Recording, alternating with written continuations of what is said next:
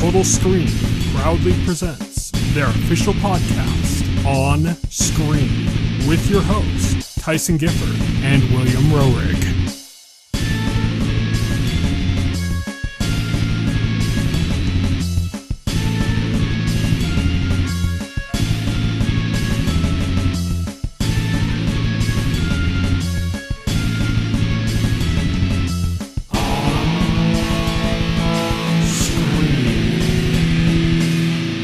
Hello, everybody, and welcome to On Screen, the official podcast of the Total Screen. My name is Tyson. My name is Will. And today we are going to be talking about rings. That's right. We're going to be talking about Lord of the Rings of Power, the Amazon TV series. Yes. So we're finally getting around to it. We're covering the whole first season in this episode. We also have a few news stories to go over and a few things to look forward to on the horizon before we get to Lord of the Rings. And then we're going to be covering that whole season and our impressions of it, what we think of it, what worked, what didn't, all of that. Let's kick things off with On Beat.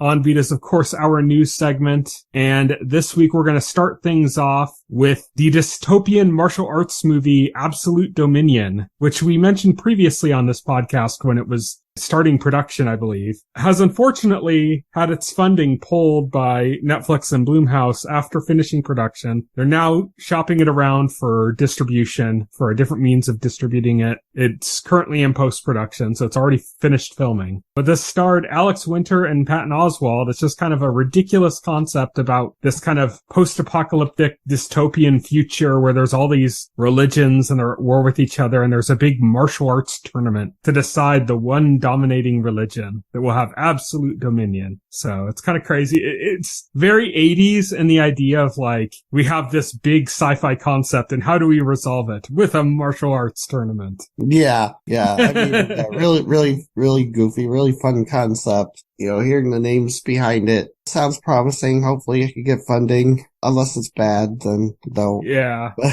I mean, Netflix and Blumhouse pulled out. There have to be some reason they pulled out. So hopefully that's not that it just looked really bad. Hopefully that's their loss and somebody else's gain. But we'll have to see if we get any more news on that topic. Our next news story, Keanu Reeves could be reprising his role as John Wick in the John Wick spinoff movie, Ballerina, which is set to star Ana de Armas, and Ian McShane has already signed on to reprise his role as Winston from the John Wick movies. Yeah, that's not surprising news. It's just, we already knew about the movie. It's just a matter of, John Wick showing up in the movie. Could lend it a lot of support, because there's a good chance a spinoff like this would just mostly be ignored. But, if John Wick himself is in it, that gives a lot more support to it. Our next news story, Warner's David Zaslav, in an article, said that he wants more franchises. He just wants to do a lot more with franchises, and he's interested in more Harry Potter. Surprise, surprise. Guy who likes making money. That was like my takeaway, basically. It's interesting because like his comments weren't like, we need more Harry Potter as in like Fantastic Beasts, because he was like indirectly dismissive of the entire Fantastic Beasts franchise, because he said, so like we had a Harry Potter film in like 15 years. Yeah. He said, we had a Superman film in like so many years, we haven't had a Harry Potter film. So he was specifically talking about movies about the character named Harry Potter. Yeah, and not Wizarding World movies. Right. And to that I say, good fucking luck, because Daniel Radcliffe is not returning to that role. You're going to have to recast it. They're going to recast it, and they're going to do like a trilogy, but it's going to be like the whole trilogy is going to, like the first one's going to be called like Harry Potter and the two gender pronouns. It's going to be all like a bunch of like turf shit from J.K. Rowling. Oh, yeah. Yeah, because like he's trying to convince J.K. Rowling to like write more shit so they can make movies out of it. Yeah. And yeah, that's what she's going to do. She's going to be like Harry Potter and the Deathly Bathroom visitor. Yeah. Harry Potter and the man on the girls' Quidditch team. Jesus Christ. It's gonna be all shit like that. She's gonna work it in because she always worked into Harry Potter, like, themes that she was, like, adamant on. So there were always, like, some kind of feminist themes in there and, like, race themes and other things like that. And now it's gonna be all, like, these, like, weird anti-trans themes, like, sprinkled throughout it. Oh, yeah. It's gonna be like, you know, what made Voldemort evil was that he decided he was a woman or something. It's just like, I'm not keen on the idea of more of that. I understand the push for franchises. I just think that the best way to handle Harry Potter now is probably just to, like, continue to support things like, you know, the Universal Studios Harry Potter world and, like, merchandising and maybe some video games, like they're doing the Hogwarts Legacy one, maybe stuff like that, or continue to make the every flavor jelly beans and those kind of things. Just that, you know, you don't have to actually make the content anymore. And it's probably not a good idea to make the content anymore. No, he wants to make content. They're a film business. Yeah. That's his whole mantra. It's like, we're a film business. We make blockbuster films. Everything this else isn't is a good one, secondary to though. that. It's better maybe to look for another franchise at this point. It's also clear, like, yeah, they want to continue Lord of the Rings as a franchise. And Superman, they got Henry Cavill back. You know, like, go with that. That's a good what direction. claim do they have on Lord of the Rings, though? Because they still that have the got film bought by rights. Embracer now. Yeah, so the answer to the film rights question is it's complicated. Speaking of David Zaslav, HBO, which is, of course, under Warner, has now canceled Westworld after 4 seasons. I believe neither of us have seen the 4th season of Westworld. No, I haven't watched it. Which is kind of sad because we were both pretty big on it when it first came out. I think it's still our banner art on our Facebook page. Oh, yeah. Oh, wow. Jeez. Facebook. That's another thing that we lost favor with. Yeah, I mean, no, it started out promising, but then I was like, okay, it's kind of confusing the first season because, like, they were doing the dual timeline stuff. The first season was really good. The second season started getting a bit convoluted, but it was still good. It was still really interesting. And then the third season, I remember being really excited at the prospect of what they were doing. The very kind of like cyberpunk direction, moving away from the park. But it just kind of got messy, like storytelling wise. Not even like overly complicated like season 2 was, just like not very good, you know? Yeah. And it really suffered. And so season 4 came out a while ago, and I haven't watched it at all. And the twist just, like, kept getting worse and worse. Like, twist ended up being pretty much every character ended up being a robot at some point. And then I think the twist at the end of season 3 was the robots, like, the main antagonist was like a version of Dolores. And it was like, oh, this robot that you thought was unique is just like another version of Dolores. Everyone's Dolores. Everyone's Dolores. I was like, what the hell? What are we doing? Yeah, it was pretty messy, and then it just kind of like Dolores's motivation started getting really messy in season 3 too. Yeah, and it just started getting to the point where it's like, okay, what's even the plan here anymore? Like looking at all the different factions that are in this, like what are their plans? Like what are their goals? And you can't really discern them. Like they're just it's not very cleanly presented. So I started losing interest. I heard season 4 is an improvement over season 3, but it's just, I haven't gotten around to watching it. So I'm not too bummed at the idea that this is over. I think it kind of grew long in the tooth already. Oh, I agree. So, next news story. Disney Plus is looking into an Indiana Jones connected TV series, according to Variety. So this is not confirmed yet, but it's Variety, which is an industry. Right. Yeah, I mean, Variety doesn't post stuff unless it's like solid. Yeah, I mean, it's Variety or Hollywood Reporter or Deadline. If it's one of those 3, then you can usually kind of set your watch to it, you know? And I mean, this is not surprising either. It's, Disney wants to exploit a franchise. Yeah. Disney has IP. They want to exploit it to put content on Disney Plus. they're going to do that. It's just kind of funny because we already have coming very soon a National Treasure TV series on Disney Plus as well, which is kind of like National Treasure when it was created was kind of like a poor man's Indiana Jones. Mm-hmm.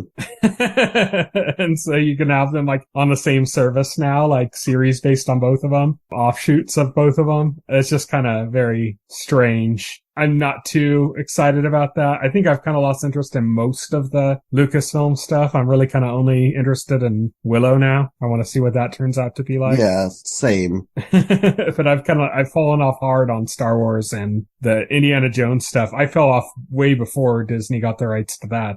The Shia LaBeouf, Indiana Jones kind of killed that for me. I was never big on Indiana Jones to begin with, so yeah, I wasn't huge either, but that movie really killed it for me. It was like, okay, this is bad. But yeah, I mean, who knows? Maybe it'll turn out to be really great. We don't know, but I'm not too terribly excited about that anyways. Our next piece of news, kind of Disney related in that it's the Russo brothers, who were big directors for the Marvel movies, have now been making a series of movies for Netflix. They already did The Gray Man, which I thought was pretty good. But this next movie they have coming up looks really exciting. It's called The Electric State, and it's about an alternate America set in the mid-1990s, but after a war between humans and robots. So it's not a war between humans and robots, it's after the war. It's like after things have settled from the war, things are just kind of all messy in the aftermath of that. That's where this takes place. But the big news is that it just signed on a pretty huge cast. We already knew it had Millie Bobby Brown, Chris Pratt, and Jason Alexander were all involved. That's previous casting news for this. But now new cast members signed on: Anthony Mackie, that's Falcon from the MCU movies; Billy Bob Thornton, don't really need to say who that is; Hugh Kwan, who was Short Round in Indiana Jones, oddly enough; and Giancarlo Esposito, who's Gus Fring from Breaking Bad and Better Call Saul. Yeah, it's a pretty stacked cast for this. Premise sounds interesting too. I love the idea of like these kind of futuristic dystopias that take place in a time that's already passed. Right, yeah. That kind of like where it's alternate, where you get that kind of like 80s tech looking iconography or something, you know, I think that's cool. Yeah, no, it's pretty cool. I agree. Lastly, for On Beat, we have a few trailers to go over. Glass Onion is our first one. This is the second in the Knives Out series. Netflix bought the rights to these. This is coming to theaters, I think, in November, and then in December, I think it's hitting Netflix. So it's going to be in theaters for like a few weeks, in limited theaters, and then it's going to hit Netflix. Because Netflix bought the rights to this kind of like whole series, and they're going to be putting out a few of them. But we got a new trailer for The Glass Onion, kind of like the first full trailer. A lot of the other ones were just kind of teasers and scenes and stuff. What did you think? Oh, yeah. I mean, it looks like a fun time. Great cast, great chemistry between different characters. Got some humor in there. I still gotta watch like the first mystery. One. Yeah, Knives Out was pretty good. Knives Out was a really good detective story in like the Agatha Christie mold of detective stories. It kind of fits. It kind of feels like, you know, God, what did the Agatha Christie ones? And then there were none. Yeah. It kind of feels like one of those. Like it feels like a modern version of an Agatha Christie novel, basically. And that's what Knives Out felt like. Glass Onion looks like it's got a bit more humor than Knives Out had. It looks like it's kind of going a little bit more stylized with its presentation, which is cool. Yeah, I mean, great cast, looks fun. I'm excited to see it. It aired at some film festivals already and got some pretty good reaction too. So we'll have to see that when it comes out. And then we also got a trailer for Guillermo del Toro's Pinocchio, which we had like a little featurette before that kind of showed the making of it. And this is our first like actual trailer. It looks gorgeous. It just looks beautiful. Oh, yeah. Yeah, it looks fantastic. It looks whimsical and magical and everything. Like, it's the exact opposite of, like, the Disney Pinocchio that just came out, which just, like, so corporate. Yeah, Robert Zemeckis just needs to stop. Yeah, he just needs to stop. That looked so corporate and manufactured, and this looks like the exact opposite. Yeah, I mean, Robert Zemeckis had a great career, but Jesus. Yeah. Like, the Polar Express and that Beowulf movie, and now this, it's like, come on, man, you gotta stop. Yeah, it's time to stop. But yeah, I think it looks great. I can't wait. Another Netflix movie. Good to see Netflix is actually kind of upping their movie game. Their stuff has been pretty kind of uninspiring for the most part. Their movies, at least. Oh, yeah. 100%. So it's cool to see them getting a little bit more interesting with that stuff. So looks cool. It'll be fun to watch. That's it for our On Beat segment. Now we're moving on to On the Horizon.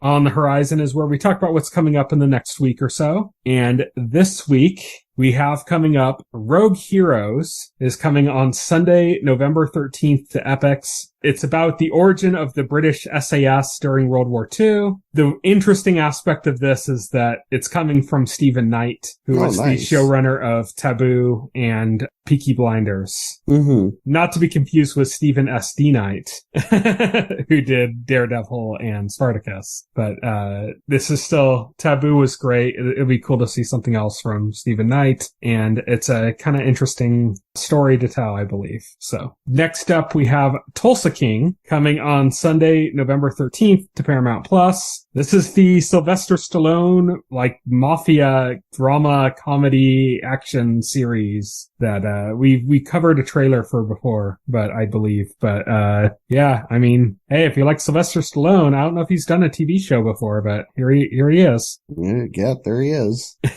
Here's something else on Paramount Plus, I guess. Hooray! Speaking of things that nobody asked for, R.I.P.D. 2, Rise of the Damned, coming to Netflix on Tuesday, November 15th. Why? Who asked for this? Why, Netflix? Why? The first R.I.P.D. just completely bombed. Yeah. And you don't even have the cast returning. This time, I believe it's Jeffrey Donovan's in it, who is from Burn Notice. I think he's kind of the lead in this one or something, which I like him, but just, man, way to pick a franchise to make it and to put out something of that nature in November. Like, I guess they didn't have confidence that it would be good for October. I guess not. I have no idea. Wasn't good enough for spooky season. When you were worried that you weren't coming across as desperate for content. R.I.P.D. 2. Oh, yeah. Wow.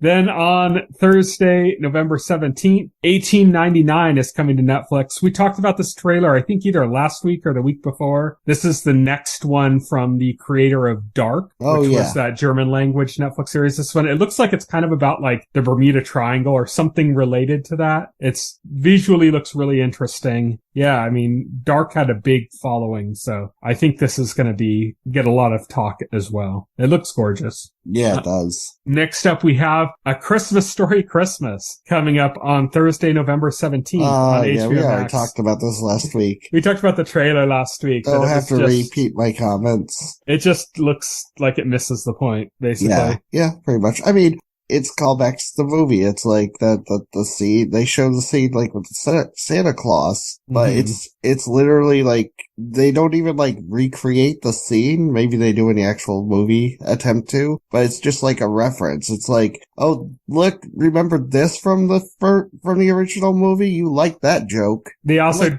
try to do some joke about like a running gag about the double dog dare you thing from the original movie, and it just doesn't work. Remember that? You like that joke in the original movie? It's like, yeah, I did. That's why I would just prefer to watch the original movie. Yeah. Congratulations, movie. Don't know. They haven't, nobody's really done a good Christmas movie in quite some time, so it's kind of sad. Hopefully we get something good sometime. It's sad. Oh, well, yeah, well, we're getting Red One, with, The Rock and, Chris Evans. And J.K. Simmons as Santa Claus. Yeah, and we also have that David Harbour one. The David Harbour, that actually looks like a fun movie, so that might actually be good. Yeah, be interesting. Also coming up, we have the Cuphead show. That's on Friday, November 17th on Netflix. This is the second season, I believe, for it, or the second part. I don't know how that works with it, but there's already been some episodes. Haven't watched it, so don't know anything about it. Slumberland is coming on Friday, November 17th on Netflix. This is like a kid-friendly kind of fantasy adventure kind of movie on Netflix, starring Jason Momoa. This is an adaptation of Little Nemo and Slumberland. Mm-hmm. I don't know much about the story. With Jason Momoa. Yeah, with Jason Momoa. That's what matters. And lastly, something I don't care about, but I know you do, and that is Pokemon Scarlet and Violet. Yes, it's coming on Friday, November 17th to Switch. It's a whole new world we live in. So I gotta ask, are you getting Scarlet or are you getting Violet? I'm getting Scarlet. Is that Pokemon Dilf or Pokemon MILF? Oh, Jesus. It's definitely the MILF. Yeah, because, okay. Yeah, because it's got the woman in it. So, yeah. I remember seeing that as like, I thought that was funny. That's all anybody was talking about when they did the reveal. And that's not why I picked this game. But yeah, do you have anything to say about it? Anything you're excited about with this entry into the Pokemon experience? Yeah, it looks fun. It's the first full open world Pokemon. They said like there's 3 paths you could take through the game. Like it said, just like doing the gym leader challenge, you could do like an exploring challenge and like something else. It looks fine. Not blown away, but like yeah. There you go. Sure to be a huge seller when it comes out on Friday, November 17th. And that is the end of our On the Horizon segment. And that leaves only full spoilers.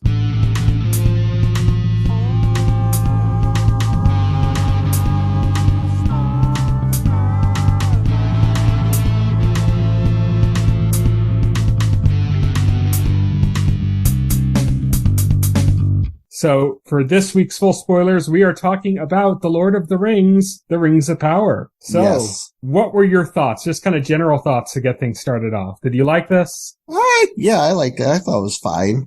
I wasn't like super enthusiastic about it. I was definitely like more into House of the Dragon than this. Mostly because this starts off like so slow. Yeah. It takes a while to get going. There's a lot of controversy with the show. A lot of people pissed off about changes that were made that to me, as being somebody who's not like a really obsessed Lord of the Rings fan, didn't seem like that big of a deal. Yeah, I'm not like a Tolkien I guess it's kind of obsessive. sacred to the Tolkien community. So any change is like horrifying to them, I guess. But it wasn't that big of a deal to me. Like those kind of things. The biggest sin this series created, in my opinion, is it was just kind of boring for most of it. Yeah. It was really slow. Some of the storylines just felt like we didn't really need them. Like maybe that was something that should have come into play in season 2 or something. A lot of the stuff just wasn't working for me. But there were things that did work. I thought everything that had to do with the dwarves was excellent. Oh yeah, I wanted to spend more time with the dwarves. Same. I thought the Harfoots were all right. The story was kind of boring, but the characters were fun. Yeah, I like the characters enough, but yeah, the story, the Harfoot story was just every time we're traveling from point A to point B. Yeah, we're moving, and then we got this like weird mysterious guy. Yes, this is going to be important, but like he just like does something magical every episode they're in, and then that's it. Yeah. And then they get scared of him, and then it goes on to the next storyline. It's like, so every time like it cut to the Harfoots, I like kind of like groaned. It's gonna be like nothing happening. Yeah, pretty much. We had the storyline with the Southlanders. That's where we had the kind of the real meat of the conflict that was going on through this season. Mm-hmm. Yeah, basically this kind of season, to sum it up, is basically important. So. It's kind of the origin of Mordor is kind of like the story of this season. Right, yeah. It's the origin of Mordor and the return or reveal of Sauron, who we get the reveal at the end of the season. It was one of our characters all along.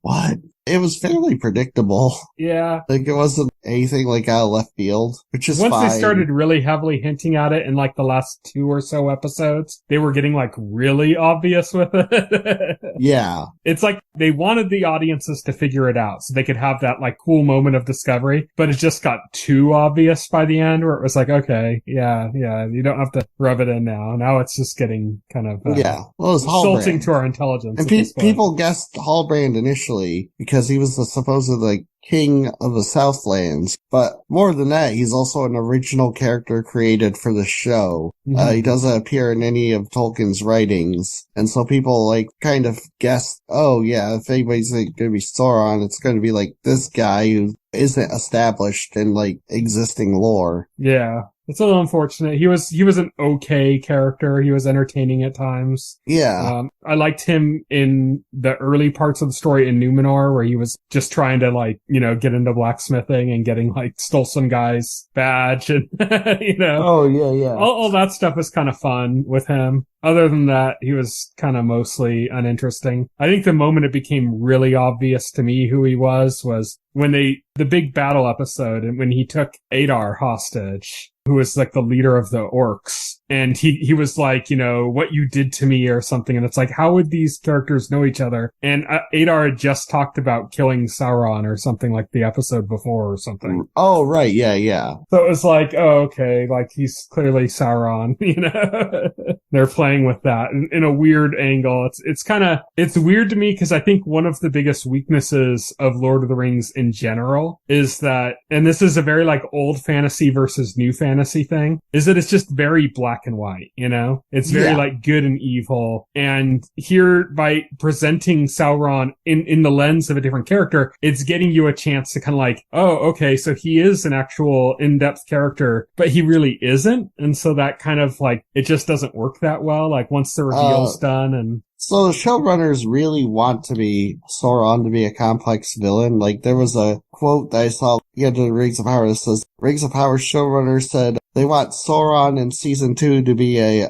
complicated villain like Walter White. I don't think that works. For multiple reasons. One is because this is like a prequel, ostensibly. Yeah. So we already know where Sauron goes and stuff and the way he is. So it's hard to kind of like root for him. Even if you kind of have an idea that someone's going in a certain direction, that's different than very clearly knowing his actions in the future, And not only that, but it's just Sauron's always been written as a very two-dimensional character. And that's like I said, that's a problem with old fantasy. This is why I like new fantasy more than old fantasy, is because new fantasy is all about the gray area. It's all about characters that are morally complex and have different, and old fantasy, like Lord of the Rings and stuff, is like, yes, it's venerable. It created all of these tropes that everything's kind of based on, but it's also everything's black and white. Everything's got this very like good versus evil, very flat thing. It's more about world building and stuff like that, more about like building cultures and things like that than it is about actual character depth. And trying to like give depth to Sauron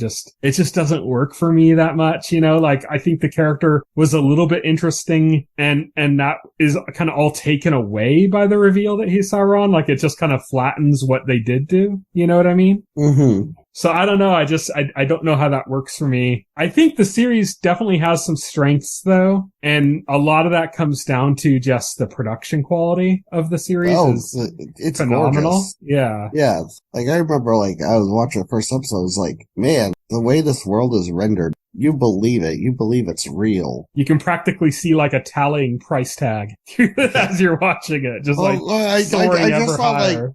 This looks real. Like this glowing tree looks like a real thing that they filmed. It doesn't look like CG or special effects, even though like I know it is. It's like they did a stunning job. Yeah. Sometimes it kind of works out almost like they prioritize the wrong things. Cause like there's some battle scenes in it that are pretty good, but they're kind of like, they seem kind of small in scope for what the story is. For like what's going on in the story, for like the huge events that build up for it, for like the massive set pieces that we have. A lot of these like battles and stuff that happen in the series seem kind of small in scale. And then you have like a dream sequence that probably cost millions with like the flooding of Numenor, And it's like, it looked amazing, but like, I kind of wish that budget had gone into those battle scenes. Right. Yeah.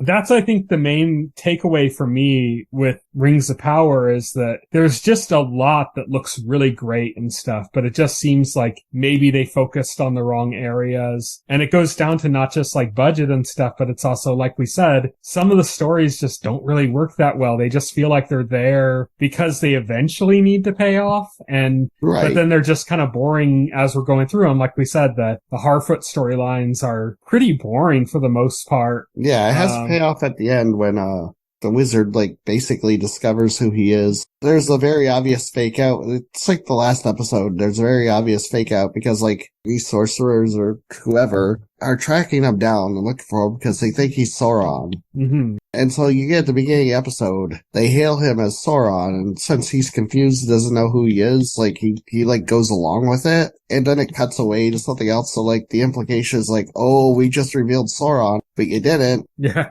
And that storyline comes to a conclusion this season by the fact that they're, like, fighting them and stuff. He realizes, like, who he is and stuff, and so now, like, the one main Harfoot girl is going to be traveling with him. Yeah, this time, this story should be a bit more interesting because they're actually traveling towards plot, you know? Yeah, whereas before it was just like, we're migrating. We're migrating from one position to another position because, like, that's what we do. We're Harfoots. Yeah. It's like they weren't going in any defined area, you know, or towards a defined goal. Yeah. So now we have, like, more of a defined goal with it. It's kind of interesting. They made a lot of implications to imply that the stranger, as he's called in the credits, this wizard that's traveling with our main Harfoot character, is Gandalf. There's like things that are direct parallels to some of his dialogue from like the books and the movies, where he talks about like using his nose or like following your nose, which was like a very Gandalf quote, like very similar to a Gandalf quote. And if it is Gandalf, it would be a departure from Tolkien's works, because, like, as far as anybody knows, Gandalf... He wasn't in the Second Age. Yeah, exactly. Wasn't present in the Second Age. Yeah, which is where this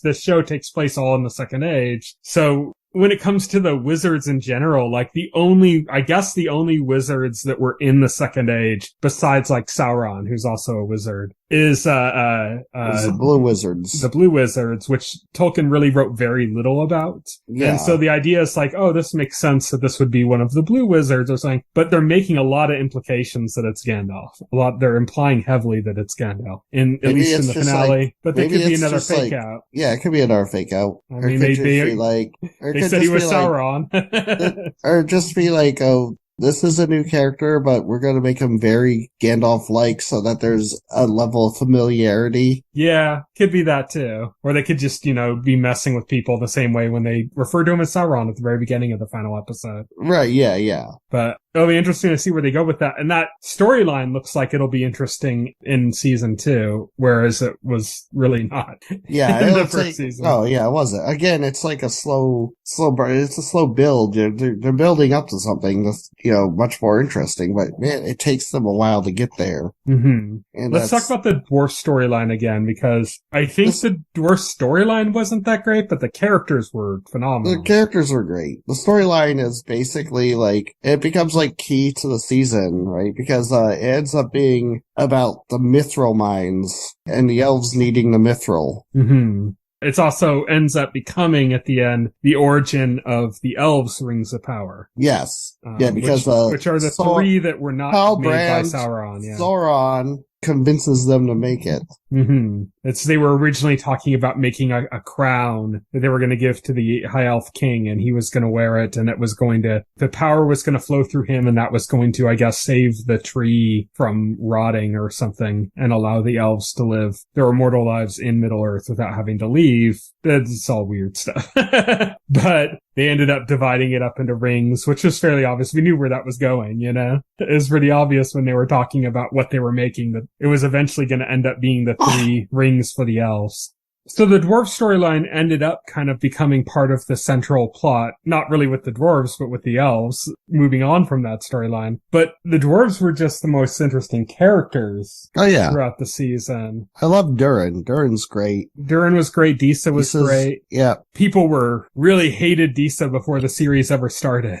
Oh, yeah, for stupid reasons. Like all sorts of stupid reasons, yeah. Could be ignored. She ended up being great in the show. Yeah, there's a lot of stuff that worked on it. I liked Elrond's depiction in this. I know some people were a bit mixed on him. No, I liked Elrond in this show. I thought young Ned Stark did a great job as Elrond, I believe. Yeah, young Ned Stark. Yeah, exactly. He did a great Elrond. No, it's one of the more pleasant storylines in this show. One thing that really sold it was Elrond and Durin's friendship, which was like a very natural friendship and stuff. Yeah, I think that stuff was probably the most interesting stuff in the season. we had a lot of the bigger kind of plot stuff was happening in Numenor. Yeah. We didn't really get to see Numenor in Lord of the Rings because it was already gone at that point. Yes. But we know that Numenor is kind of the origin of like Gondor and like the major kingdoms of Middle Earth, you know? Right, yeah. But Numenor for me, like the storyline, it just didn't work too well because to me, it fell into that pit of being like overly vague in like the ambiguity of the characters. Right. It was very like, oh, this character, you gotta watch out for this character, but being very vague about it in like this kind of frustrating way that made it kind of hard to enjoy. Like they introduced characters that there's a character that's introduced very much like, oh, this guy's like, he's the Littlefinger of the Rings of Power, you know? Right. He's like this politician and he's got this person's ear, but he's a little bit manipulative and stuff. And then they just didn't really do much with him that was interesting. No. Beyond just his introduction. Then his son is introduced as like, oh, you better watch out for this guy. He might be a troublemaker. He might be Sauron. He might be like causing some mischief by talking to people and stuff. And they don't really do much with him. We get to meet Isildur, who founds Gondor. He's like the first king of Gondor. He's Aragorn's ancestor. Right, yeah. From Lord of the Rings. We get to meet him as a young man who's just kind of really incompetent and annoying. Yes. Were you a fan of Isildur in Rings of Power? I don't know. I thought he was okay. He just kept screwing over his friends. Not really, like... Yeah, it's just like he was there. Yeah, I guess. I think the best thing to come out of Numenor, like the only like interesting thing to come out of Numenor, was that we got to see an appearance of the Palantir, which is the orb the one that corrupted Saruman the White in Lord of the Rings, and that can give you prophecy or visions of things far away. And we got to see that and how that fits in the story, and that was the most interesting thing. And I mentioned it before, probably the most expensive sequence in the entire season was like a kind of quasi dream sequence, a vision from the Palantir of Numenor's demise just being flooded by water, you know? Yeah. And that was probably the best thing in the Numenor storyline, to me, at least. Should we talk a little bit more about the Southlanders? I mean, we should. They're important. So we got to see a human colony in the land that would eventually become Mordor. What's interesting is that this is a colony of humans that are basically being ruled over by elves. And this colony of humans are the ancestors, they're the descendants of people that sided with the previous Dark Lord, the pre-Sauron Dark Lord, Morgoth. Yeah, they sided with Morgoth. And now they're kind of like under the thumbs of the elves. And they feel like they're oppressed. And the elves feel like they're traitors that they don't know why they're watching out for their benefit. And so you have this kind of rife relationship between them. Meanwhile, there's some strange things going on, and that brings in our introduction of like the orcs. Yeah. Into the story. So the orcs are very much still around. The orcs are messing around in the Southlands, and it turns out story-wise, it's because the orcs are trying to retake the Southlands as their claimed home. Mm-hmm. They can't thrive in sunny conditions by their very nature as being orcs. They have a figure that they're very reverent to, named Adar, which is Elvish for father, I guess. And he is one of the original orcs, or Orcai. There was also teasing that, like, that's Sauron. Yeah, and, there's a scene where, like, there's a scene, like, this guy calls him Sauron, and, like, he rebukes him. Yeah, he's not a fan of Sauron. No. Even though he's like the head of the orcs. He doesn't look like an orc, but he's apparently one of the elves that were like the origin of orcs. Like elves that were corrupted. He was one of the original. Morgoth. Yeah, because orcs are basically corrupted elves, and he's one of the first elves to be corrupted. So he still has an appearance much like that of an elf. Yeah. But then his the orcs that he sees as his children look like what we traditionally see of orcs from, previous Hobbit and Lord of the Rings materials that we've witnessed. So we have like an interesting dynamic there because Adar is not necessarily like a bad character. He sees the orcs as his children, and the orcs have no home. They're constantly being hunted. They have no place where they can be really safe. and he wants to claim a land for them to be safe because he sees them as his children. So it's very much not like, him seeking power so much as him seeking a place for his children, so to speak. In the meantime, the residents in the Southland, the human colony, are not necessarily all that great. Most of them are kind of assholes. They feel like they've been kind of oppressed by the elves, but they were on the losing side of a war where they had sided with Morgoth before. And some of them are very loyal to and wanting to side again with Sauron. And they end up siding with Adar, thinking that he's like Sauron, even though, as you'd mentioned, that was pointed out to very much not be the case. Yeah, exactly. And so all this leads up to, there's a woman in the Southlands. You're talking about Bronwyn? Yes. Yeah, Bronwyn. Her son, Theo, he finds this relic that's half of like a broken sword or something, right? That's like super important to the orcs. It's got the symbol and on Adar. it. When it lights up, when blood interacts with it, it like lights up with fire and fills out to a full sword, and it has that symbol of Sauron's that we see throughout this whole season that ends up being like a piece of a map, actually. Right, yeah. And this sword, we find out, is less about being a sword, but it's a key. Yes. Yeah.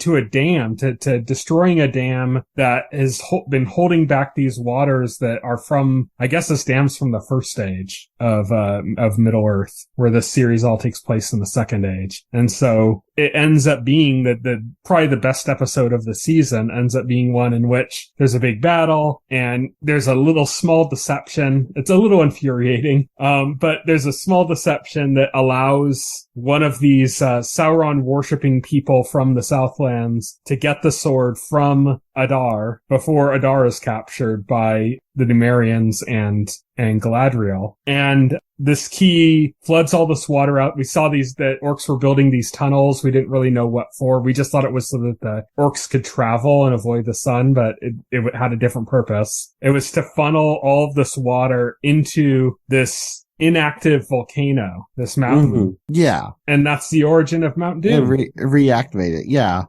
There's this huge battle in the Southlands where, like, the Southlanders are fighting the orcs and Numenor shows up to aid them. And then after this battle, which, like, people are already, like, battered and beaten, then, Mount Doom is activated. Yeah, that was, like, the unpleasant surprise. Like, they thought they'd won. Yeah, they thought they'd won. And then it's activated and, like, yeah, it's just over for them. They lost the Southlands from there. Like, everybody's retreating at that point. Yeah, the sky is covered in ash, so that means the orcs can prosper at all times of day. They don't have to worry about the sun harming them anymore. So that puts them at a huge disadvantage, because that was the only advantage they had before, really, was being able to control the time in which they had to fight, because there was only one time in which the orcs really could fight. So they completely lose that advantage, plus they're just battered by the effects of the volcanic explosion and the smoke going into their lungs, and they have to leave the area with their tails between their legs, basically. Yeah.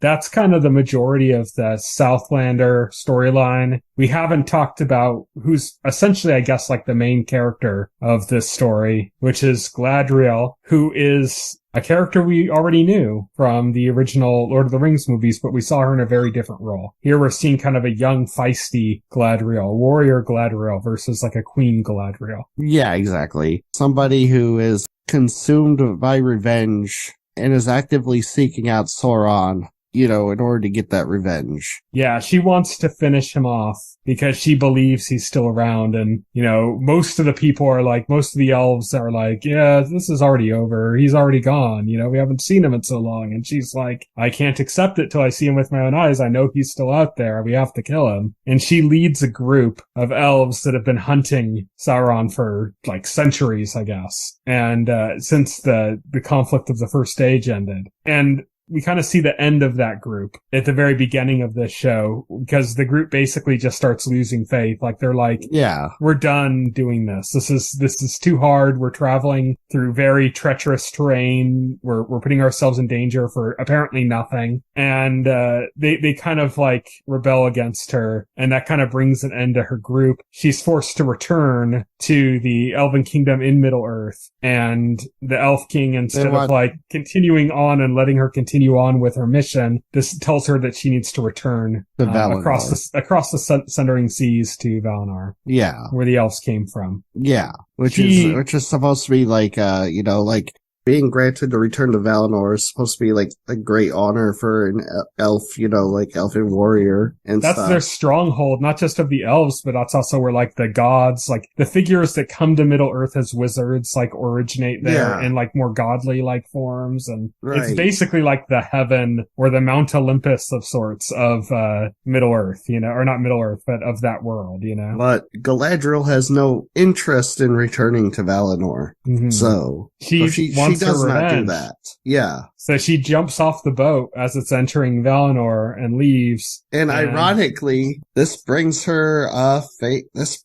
right face to face with Sauron, although she doesn't know it for a long time. He meets a man named Halbrand. They kind of save each other. Yeah. Through various situations. They end up kind of getting close. It looks like they're kind of building up almost a romance between them. Yeah, almost like a romantic relationship between them. Yeah, and that ends up going in a very different direction, as we've already mentioned. Yes. Halbrand is Sauron. And it's funny that Halbrand even cites, when he reveals that he's Sauron, he's like, why are you so surprised? He's like, you're the one that gave me the inspiration to return to all this shit. He's like, I've given up. He's like, I was just going to live a life as a man, but you inspired me to return as the Dark Lord.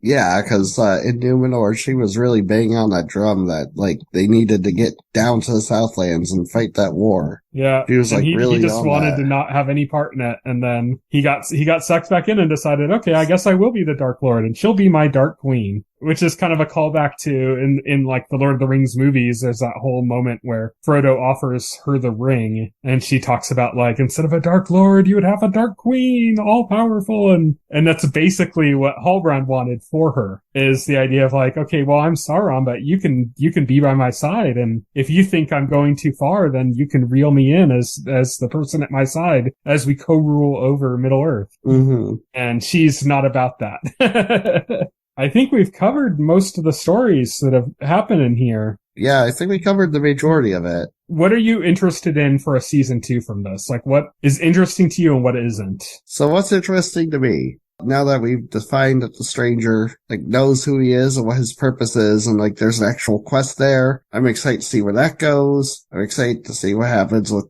Yells of the Rings. I'm excited to see what Sauron's going to do now that he's Sauron out in the open and we don't have to pretend he's like this Halbrand guy anymore. Yeah. They could actually start doing stuff with him now. It's funny because I think Adar is a much more interesting villain than Sauron is. Right. Sauron's obviously a much more powerful villain, but Adar he hasn't had a chance to like do anything this season though, because we had to pretend he was Halbrand. So again, it's another symptom of like the slow burn build up, Yeah. Yeah, definitely. So I think like now that a lot of that's like out of the way, we could start doing some more interesting stuff. So maybe like season 2 will be faster paced. Yeah, there's some things that's like, I think we're not going to see, I kind of hope we don't see any more of the Harfoots besides Zidori. Not because I don't like the characters, but because there's a certain point that a lot of TV shows hit where they want to keep the cast along because the cast are popular, like the characters they play, but they don't really have a place for them. So they just start creating like really uninteresting storylines just for the sole purpose of keeping them around. A big offender here is like Dexter, where like as the seasons went on, like the supporting cast started getting these really stupid like side storylines that made like no sense and just took away from everything. Oh yeah, tell me about it. And it became like a real big issue with that. So I'm hoping that we're kind of done with the Harfoots besides Nori, because there's really no more purpose for them. Like we shouldn't need to follow them anymore. Like there's like what's the purpose, Yeah, but we probably are. So there's that. As I mentioned, my favorite characters were the dwarves, but I don't really see what they're going to be doing. I mean, they already showed like there's a Balrog down where all the mithril is. There's, Durin the Fourth wants to, take over so that they can mine the mithril because he thinks his father is being obstinate and not, not seeing what's best for the dwarves and stuff. But it's like, I don't think any of that story is really necessarily all that interesting based on where we know things are going.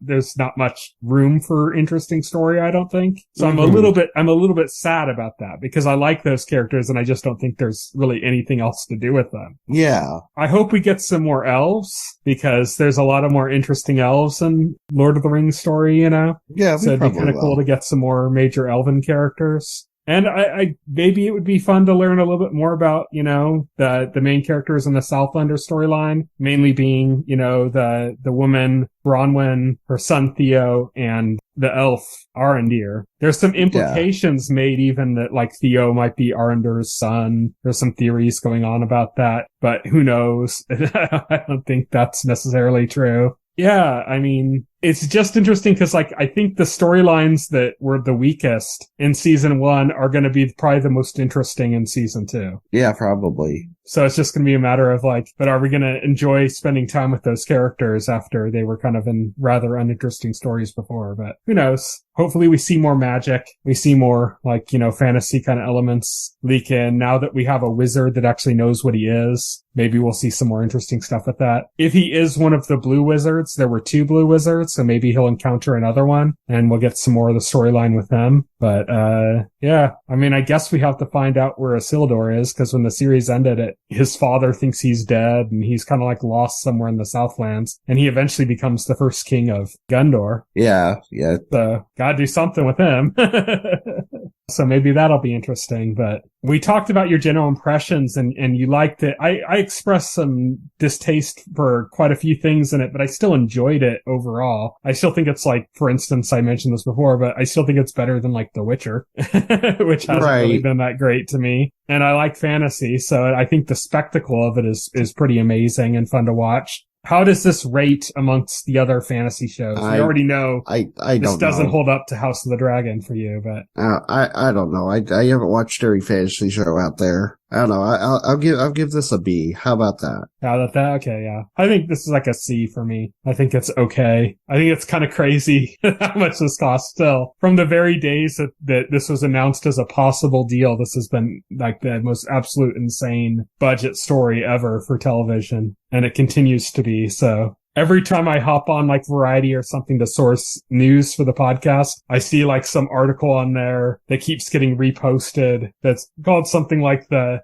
silence on, or Amazon's silence on Rings of Power's viewership numbers is deafening. Yeah. So it'll be interesting to see what they do with this. They already committed, I think, to like 3 seasons or something. And that makes sense just because not only is the cost to produce this show so expensive, but the longer you produce, the more you can like reuse certain assets, both digital and physical, set pieces, things like that. But also the licensing was so insanely expensive that it just kind of doesn't make sense to do like a one and done and go like, oh, this didn't work as well as we had hoped for. So it feels kind of like Amazon's on the hook for several more seasons, which is good for us because it gives us a chance to see them if they can improve upon themselves and make something really interesting out of it without just thinking, oh, they're going to cancel it any day now, you know?